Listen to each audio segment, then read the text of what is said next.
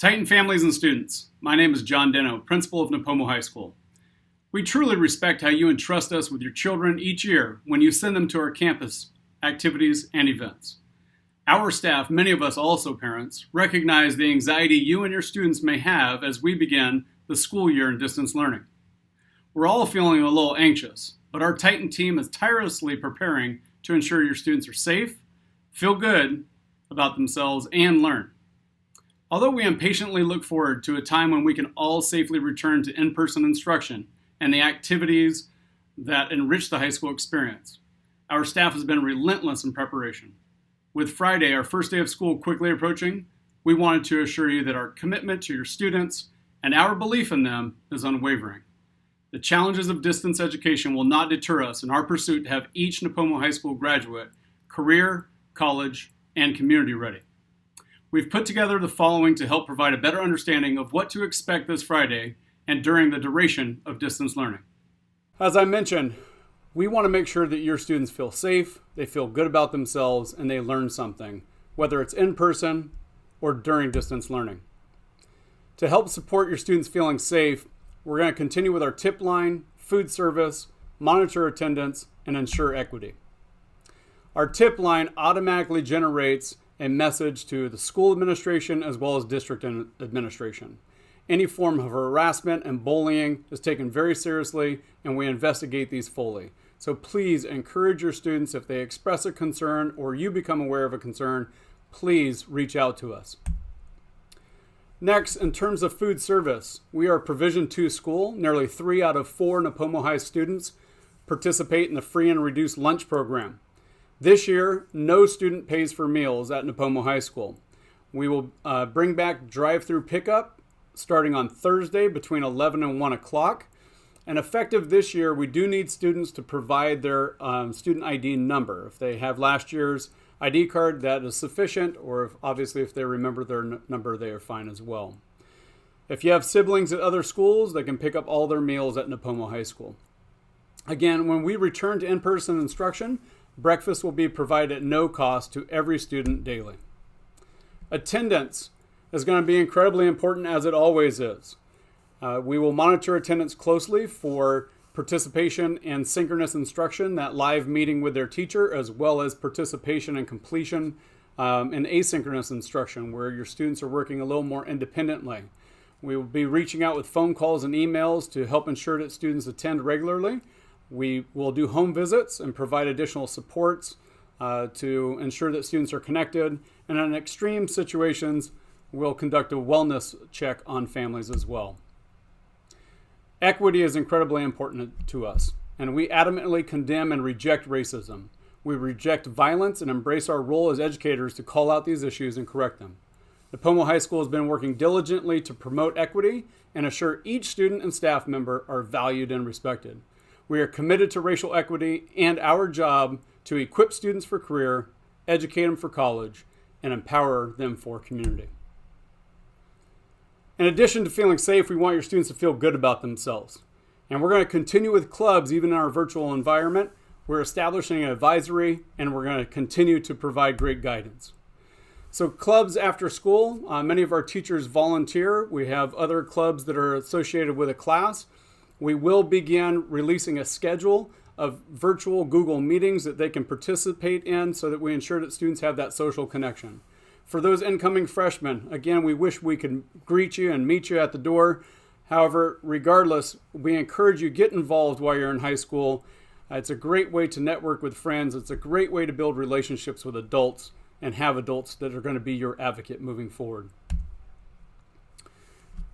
I mentioned advisory will be implemented this year at all of the schools in Lucia Mar. It will occur primarily on Fridays, weeks where we may have a Monday holiday. We may be shifting the instruction for that week to ensure we don't lose any instructional minutes.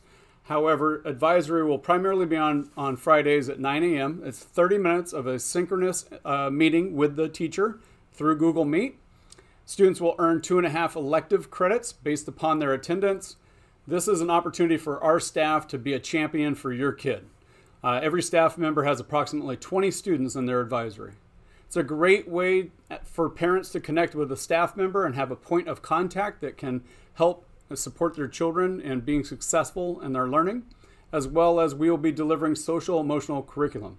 Each advisory will be based by grade level. We also are going to refer to this as the silver schedule due to the anticipation we may have some flexibility in the days of the week that classes meet. I'll describe that here shortly.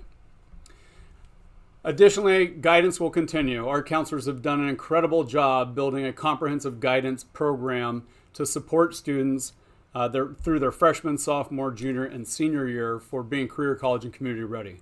We're going to continue to deliver that through advisory as well as through some after-school opportunities as well.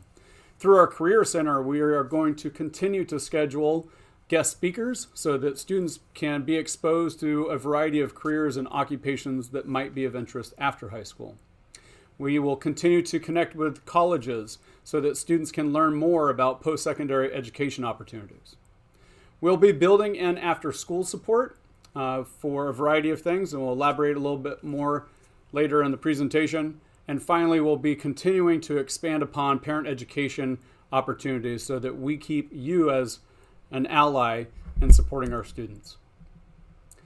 And finally, we are here for learning and for teaching, and we want to support your kids in that process. Number one, we've got to ensure that they're connected. We want to make sure we are very strategic on what we're teaching, and we're defining those as our essential standards. And we're going to embed some robust learning supports and learning recovery opportunities to ensure that we do not leave students behind. First, with connection, Chromebooks have been issued. If your student does not have one, please reach out to us. If they don't, maybe they have their own device, but that's going to be critical in distance learning. They're going to be working primarily in Google Suite, as well as developing proficiencies and specific digital tools. Digital essentials we need for our staff is going to be investing the first portion of the year ensuring students have a foundation for success with that digital environment, promoting digital citizenship, and assessing any potential learning loss that your children may have had. And then in terms of communication, we encourage you, establish that HomeLink account. If you have one, go to the top right, set your preferences so it generates an email every week on the day you select, at the time you select, to get an update on your child's grades. We also will continue with our social media. We encourage you and or your students to utilize social media appropriately. And there's some great content that we push out through that means. And then in addition to that, Parent Square. So there is a student version called Student Square. It can be downloaded in the Apple Store or for Androids as well. And then the Parent Square component. As a parent, if you don't have the app, I encourage you to download it. If not, at least log in, access your account, and go in there to adjust your preference for notification. You can set those if you prefer to receive a text message, if you want them all at the end of the day, or you want them as they arrive. So please be sure to visit that and connect. When we look at essential standards, as I mentioned, we're going to be prioritizing these first 2 weeks of instruction through the 28th of October on that comprehensive guidance curriculum. This is those digital skills, the digital citizenship, making sure your students know how to access and use the tools so that they can be successful in the classroom. There will be the synchronous instruction. That's the first 30 minutes as a minimum for each class. We're going to ensure that every student's connected. We're excited because we have over 90% of our families participate in Roundup. That's a good indication of how we're going to start the year. Again, we mentioned digital citizenship, the importance of that. Our content teachers and in courses, they're going to be assessing any potential learning loss, sharing resources and intervening and making sure students have the prerequisite skills they're going to need to be successful this fall. And then finally, just making sure we have that emotional connection.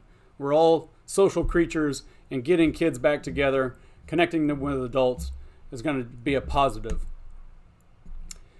As we get into the third week of the school year, on Monday, August 31st, we're going to begin delivering our robust content. You're going to see an increase in the rigor.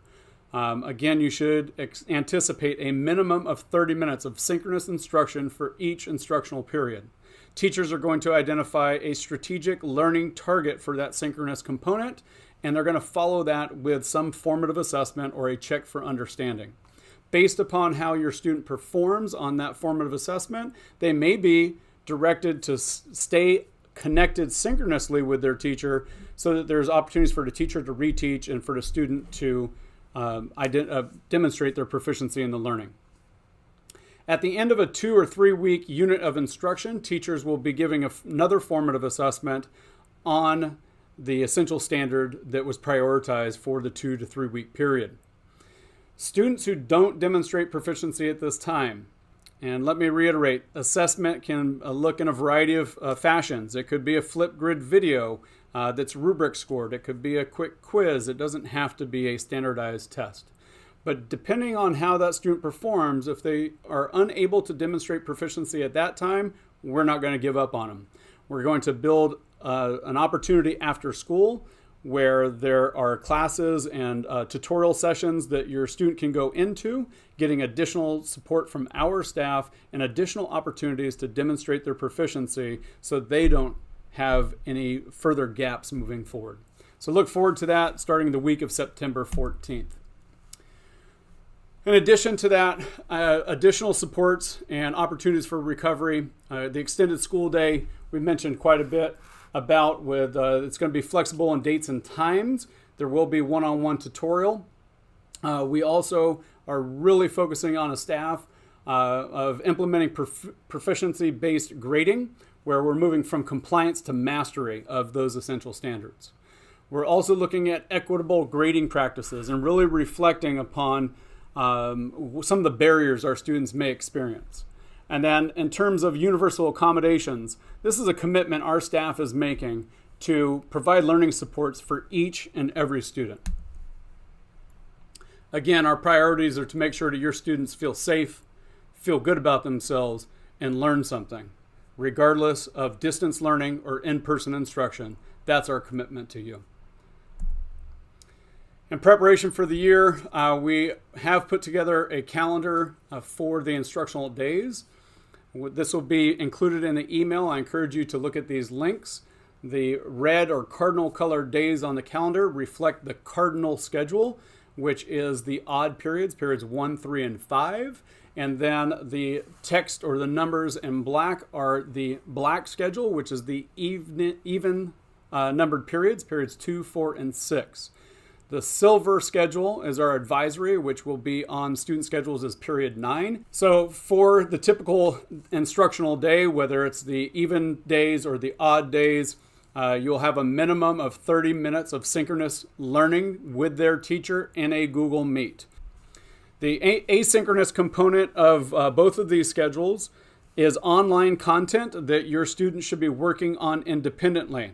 The period 9 or the silver schedule, which is our advisory schedule, primarily on Fridays, will start at 9 o'clock. A few reminders as we get ready for the first day of school on Friday. Number 1, student schedules will be live in HomeLink on Thursday at noon. So students and parents, check HomeLink, maybe set a calendar reminder, Thursday at noon.